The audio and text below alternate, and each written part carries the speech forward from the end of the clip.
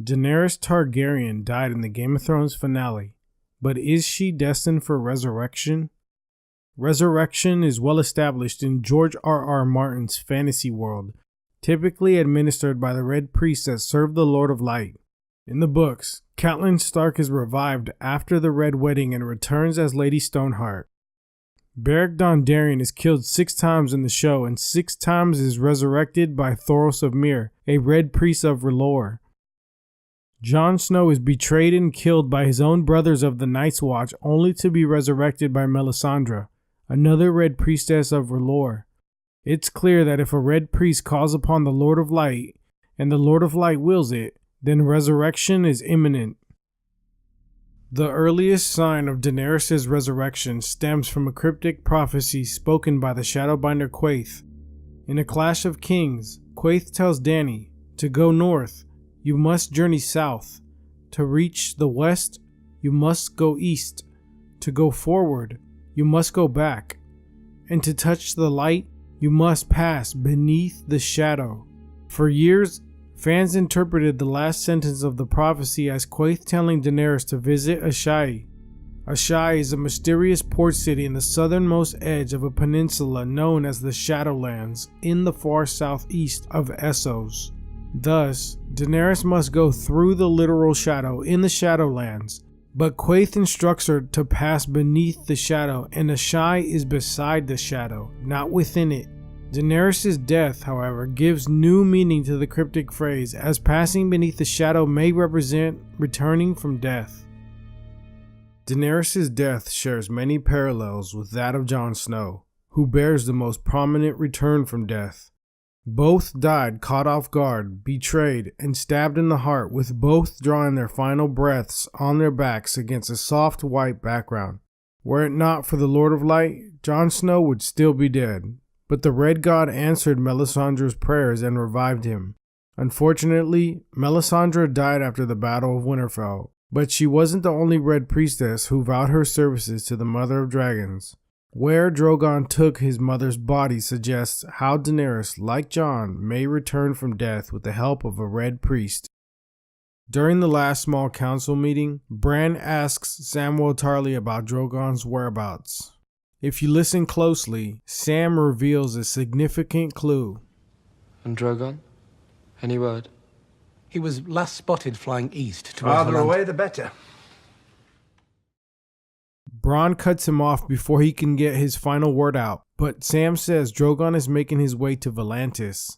Now, what would Drogon want to do in Volantis, and why would he take Daenerys' dead body there? Volantis is a city far east of King's Landing in southwestern Essos. It's the oldest and proudest of the 9 free cities and home to more followers of R'hllor, the Lord of Light, than the followers of all the other religions put together. In Volantis are powerful high priests of the Red Temple who have pledged fealty to Daenerys Targaryen. In the books, Benerro, the high priest at the Red Temple of Volantis, proclaims Daenerys to be Azor Ahai returned and urges people to join her. Kinvara, another high priestess of Volantis that we meet in season 6, firmly believes that Daenerys Targaryen is the one that was promised. Persuade you to... You don't need to persuade me. I came to help. Daenerys Stormborn is the one who was promised. From the fire she was reborn to remake the world. Given Benerro's and Kinvara's conviction in Daenerys being Azor Ahai and the princess that was promised, it stands to reason that Drogon is flying Daenerys' body to Volantis to have her resurrected by the Red Priests. And the signs for Daenerys' resurrection even spill over into the unlikeliest of places.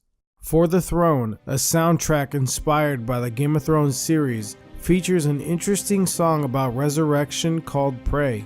The song includes spoken word originating from Melisandre's resurrection prayer used on Jon Snow in season 6. While the prayer is in High Valyrian, the main verse is in English and explicitly refers to a female recipient of the prayer for resurrection. The lyrics go as follows: "We will pray, pray with me. We can bring her back. Pray, remember me." Now, I know what you're thinking. There's no way the showrunners would ever drop a spoiler so glaring and significant on a soundtrack.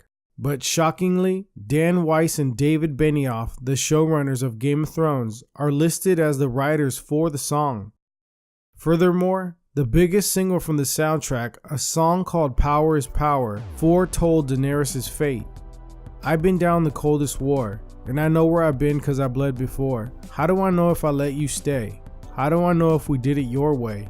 You wouldn't take my place, put me away. I'd die looking up at your face. How do I ever know? Who can I trust? Feelings of emptiness, only love could kill me. God bless. The lyrics foreshadow Daenerys' descent into loneliness, paranoia, and feelings of being unloved and her death at the hands of her lover.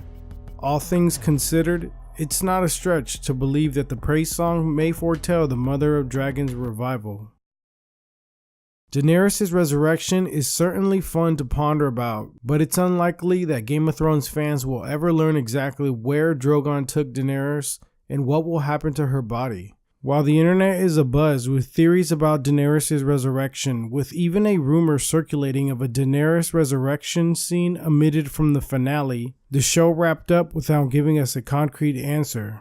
It's possible that George R.R. Martin explores Daenerys' resurrection in the final book, but for that, we'll have to wait and see what he has in store for the Mother of Dragons. If you're interested in hearing the songs that I mentioned earlier, links to the Pray and the Power is Power songs will be in the description below.